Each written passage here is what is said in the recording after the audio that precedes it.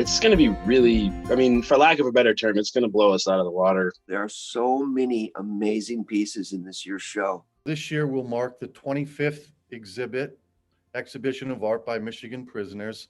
It is our largest exhibit ever in the history of the show. We looked at around 2,500 pieces of original artwork at every single correctional facility in the state.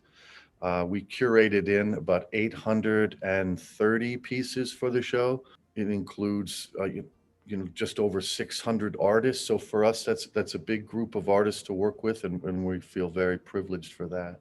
That exhibit will run virtually from March 16th until the 31st.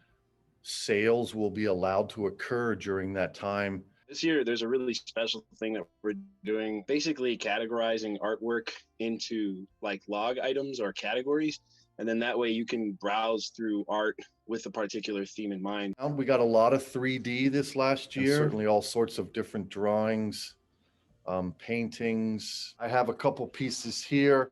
This is from an artist at St. Louis who works in miniatures. Everything is made out of cardboard. This particular set has kind of an RV outdoors feel. Certainly gasoline is part of the theme that he's working with. A lot of different vehicles, mostly made out of just white paper. It looks like some decals and things he's cut out of magazines. This is my first year on this side curating the show.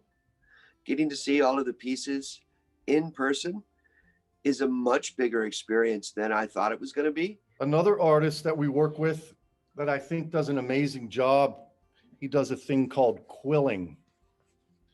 And so if you can see, this is all very small rolled up pieces of strips of paper, but it gives a really beautiful depth, and the contrast in some of his color use is really beautiful. Art that the incarcerated artists produce for the show, it's such a mixed bag of, everything from technique to form to structure to content to quality. There are so many different things in the show that you can glean, and there's something for everybody. This is also another interesting one. It's done by an artist, Dwayne Montney. Figure in the piece is Martin Vargas, who has been in the show almost every year since it started, has now come home and acts as a curator with PCAP, among many other things that Martin does. It's just about the motion of an artist from being incarcerated into the colorful world, which is very true for Martin. He leads a very artistic life. The art that comes out of prison is so diverse. It's got, paintings, colored pencils, everything down to the sculptures that people make in prison.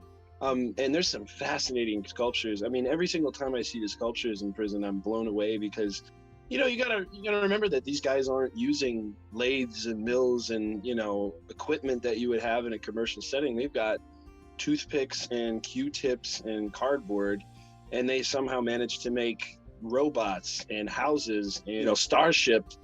This is painted by an artist, Robert Schoonover, who pretty much works predominantly just in different gel pens. Sometimes when you visit Robert, he'll have purchased different brands of gel pens because of the slight variation in the violet spectrum. The sad thing is Robert passed away of COVID this year. So this is an example of an artist who we had visited with and spent time with for years. Certainly was participating this year. I believe this piece, he was on like death vigil at the Angler Center for hospice, different hospice prisoners who were, getting ready to pass.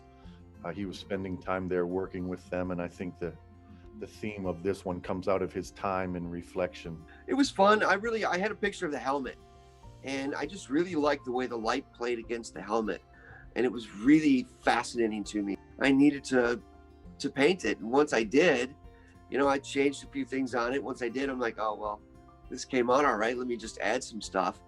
And I didn't do any background on it at all. I really wasn't planning on turning that into a painting. I just did it because it seemed like fun. I just ended up adding things to this painting until I thought it was complete. When I see that anybody has overcome tremendous obstacles to make art, that's truly inspiring. And the community should support PCAP and organizations like PCAP because it is the community. It isn't something separate. These individuals are still citizens of the state and the country. Their families and friends are fully connected to them and vice versa. It's not another side of the community, although it lives perhaps in parallel in some ways. I just think that personally, we need to take care of each other as much as we can.